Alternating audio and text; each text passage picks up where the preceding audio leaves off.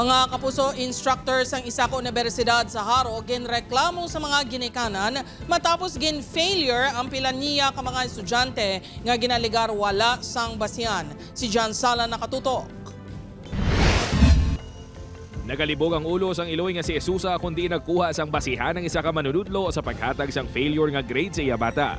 Duwa sa iya bata may 58 pa ka classmate ini nga ginatagan sang 5 nga grade sang isa ka college instructor sang Central Philippine University College of Pharmacy. Ginareklamo man sa mga ginikanan kag mga estudyante ang hindi pag-comply sini sa course syllabus. Pagpatigayon sang klase sa 10 oras ang gabi kag bisan pa adlaw sang Sabado kag Domingo kag pagpatigayon sang klase nga lunsay online. Masugot kami kung galikture siya. Pero do ka imposible na naiya nga amo gina sa kadamo-damong estudyante. Kagling ko ma'am, hindi lang amo ni nga tuig. Since 2017, pangareklamo sa imo. Amo gina sa Yakuno, ang si Man Serapino.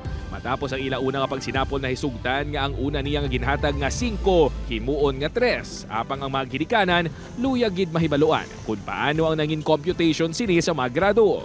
At tubangon niya kami nga mga parents katapos ipakita iya ang result sang kabataan namon kag kun si ma'am katamin pa aktual nga ipakita iya ang pag-isod. Sang Enero pa ang reklamo sa mga ginikanan apang tubtob subong, wala pa sang klaro nga solusyon.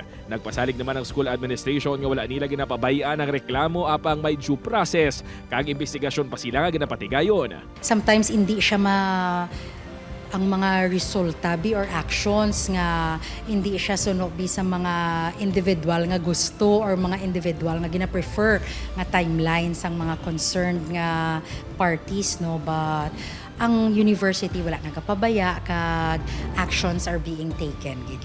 Wala pa nakalabot sa Commission on Higher Education 6 ang reklamo apang suno kay Regional Director Raul Alvarez Jr. Kinahanglan nga masulbar ini anay sang administrasyon sang CPU. Once i-establish na nila, whether or not may culpability ang Kristo, may sala siya o ano, actually ang mag-rectify na sila man, hindi pa rin siya. Gintinguan sang news team nga mapangitang instruktor sa universidad apang wala sang makatudlo kundi ini. Nagapabilin nga bukas ang GMA Regional TV sa paatag sang instruktor. Upod kay Hans Desierto, John Sala.